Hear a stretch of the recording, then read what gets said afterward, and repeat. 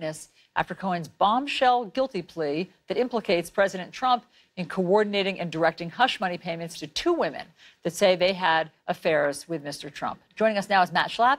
He's the chairman of the American Conservative Union and former political director for George W. Bush. Good morning, Matt. Good morning, Allison. So can you just share with us your reaction yesterday when you heard that Michael Cohen had pleaded guilty to paying these two women, and that he did so at the direction of Donald Trump to influence the 2016 presidential election? Yeah, I'd come in from out of town and was watching the news first break out on Twitter, and then was able to get to a television set. And there's no question it was a news-filled and a fairly shocking day. Does it affect your support of Donald Trump? The fact that Michael Cohen pled to these charges, not at all. I think Michael Cohen is someone who, like Paul Manafort, who had an elaborate scheme to not pay their taxes and committed a lot of financial crimes. And in Cohen's case, because they had him over a barrel, because they had all these crimes that they could prosecute him for, they got him to sign a plea that was not negotiated. It was take it or leave it.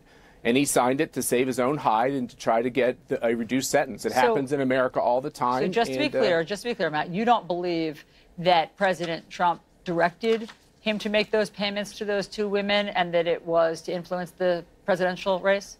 Well, all I can tell you is Cohen taped off, or at least a lot of his conversations with the president. So, if Cohen has some kind of proof that happened, we'll see it. Well, I don't believe that proof exists. I think what happened is, if I could answer the question. Go ahead. I believe that what happened is Michael Cohen pled to charges that are actually not crimes, according to the FEC, but that are an attempt to try to do anything to connect Cohen's wrongdoing to potential wrongdoing with Trump. And I think Matt, that's a travesty. let me just challenge you on a couple of things. I mean, obviously, campaign finance, there are campaign finance laws, and you're not allowed to make payments in order to mislead the American voter into voting for you, number one. Number two, just so you say that there's no evidence. I want to respond when you're done. Okay, I would like you to. Just when you say there's no evidence, Michael Cohen testified under oath. He did so in an open court. There are wire transfers, according to prosecutors, that show from the Trump organization the money going to Michael Cohen and that money going to a porn star and a Playboy model. Right. There are the stories of the two women who say that they had affairs with Mr. Trump. You don't believe any of that. What I'm answering your question on is I don't believe that the transactions associated with these two people are FEC crimes. And I believe that Michael Cohen pled guilty to actions that are called crimes in the plea deal that aren't, in fact, crimes. Allison, can you name any other person in this country who has been convicted of trying to squelch a story in the National Enquirer? Name the name. This is a lot of what I think you're doing is a lot of sort of fancy rhetorical footwork. No, I'm answering your question. Well, my question to you was, does it at all affect your support of Donald Trump, knowing all of these things? I knew the fact that Donald Trump had an extravagant lifestyle. And may have had affairs with these two women that he paid off in hush money? You know, I grew up outside of New York City for a number of years. I read all about Donald Trump. Nobody in my party or nobody of the folks that made up the Trump coalition were naive to the fact of the life that he had. So you were okay with those things? I never said I was okay with those things. Look, you things. support him, okay? So at some point we have to connect the dots. You support him strongly. Allison, so at some point we have to connect the dots. I would like a minute here. He's an unindicted co-conspirator now in these campaign finance laws. I'll answer all your questions, but let me just have a minute here. I'd like this interview to be along the same tone as Elizabeth Warren just had. Ask your questions and let me answer them. I'd like that, Matt, but you have to answer my questions and not redirect. I get to do whatever I want. I have a First Amendment right. I have a First Amendment right to answer. I will answer any question you pose to me. Let me just simply say, if you're going to turn all of this into a morals case against Donald Trump, when the reason for the special counsel was to determine whether or not there was collusion with Putin's government, I think that is the ultimate redirect, and I think it bastardizes the very reason for this investigation. I'm actually asking you about legal questions and how you feel knowing now that Michael Cohen has testified under oath that President Trump directed this. That this Donald is not Trump a crime. directed it. It's not a crime. It's not a crime. It is. You a might not like it, Allison, finance but it's law violation. It is not.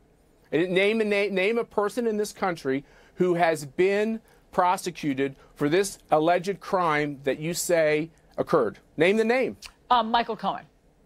Michael Cohen was not prosecuted. Michael Cohen pled guilty. You know, it's a plea deal, Allison. It's much different from a conviction in you're court really splitting that was hairs, upheld.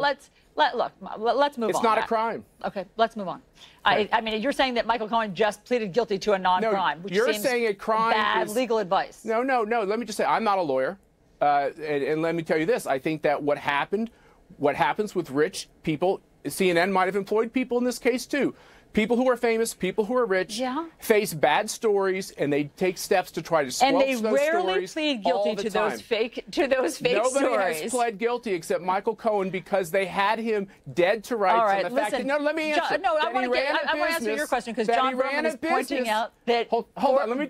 I have your answer. I have your answer. You don't. Yes, I do. Former GOP political operative Tyler Harbor served 2 years in federal prison after pleading guilty in 2015 to setting up a super PAC to funnel money to a political campaign he was managing and lying about it to the FBI. That's a totally different story. He wasn't squelching a story that could harm his reputation, which you are allowed to do in America. What John is referring to in that is the misuse of campaign dollars that you told donors you would spend for one reason and you spent for a different reason. We're not talking about any of that in this case. I want to move on because, listen, Michael Cohen pleaded guilty to a crime, but I want to move on because I have other questions for you. The crime is tax evasion, just so we're clear. What they have him dead to rights on, he ran a business he also and avoided to making these payments, which are not crimes. Okay, well then he got some lousy legal advice for pleading guilty he's staying to out of something prison. that could bring him. He did what was in his self-interest. You don't know that, Matt. He is actually looking at 4 years in prison. Allison, he hasn't been sentenced yet. He's going to get a reduced crime because he turned on Donald Trump, and that's a fact. And he might go to prison. For a shorter time. Matt, your wife, Mercedes, obviously works in the White House communications. Who you have a high regard for, right? Oh, she's lovely. Good. She's lovely. And what I'm wondering is if she shared with you what the reaction in the White House was yesterday when this news broke. No, as I told you, I was out of town. And did you have a conversation? I got home. Yeah, we had a conversation about who was going to bring my daughter to tennis camp this morning, and we were able to have a quick conversation this morning about the fact that we're going to have a date night tonight, and that was the extent of our conversation. We're going to go to the Kennedy Center, and we're going to watch The Color Purple, and hopefully get away from politics for at least a couple hours. That sounds like it will be lovely. Matt Schlapp, thank you very much. Thank you, Allison. Everyone can agree on date night. We all are for that.